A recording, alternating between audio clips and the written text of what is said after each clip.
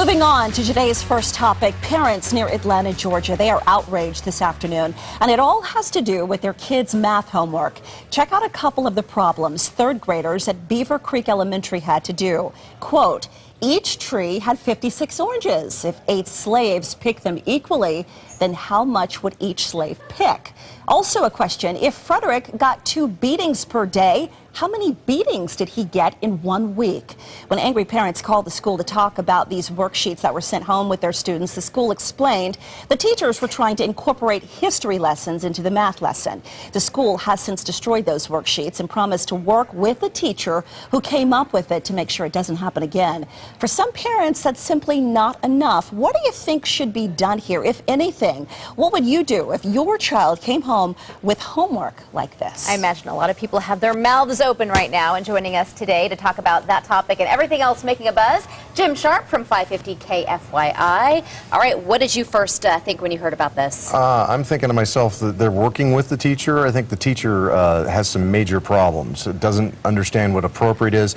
They said they were trying to incorporate social studies. Well, talk about that particular problem. Don't just act like it's supposed to be part of the curriculum for math. That's just crazy. Yeah, that is a part of history that does not lend itself to a math class. If you were learning about Thanksgiving, for example, bring in the turkeys and the bushels of corn. But I mean, this is just shocking. It really is. It's beyond me what this teacher was thinking. Yeah, it's called cross-curricular. That's what Gwinnett County is stating here. Now, this county, the largest in Georgia, 100 schools, 160,000 students attend this school district, and the school district is saying, you know what, it's what a lot of schools are having to do. They're having to kind of incorporate 2 different subject matters into the curriculum. But this, is it ever appropriate? I mean, is it ever appropriate to talk about slavery when you're talking about math problems? Not in that manner. No, certainly not. Beatings and whatnot, right. And still, slavery still exists in this world. I mean, people have to remember that.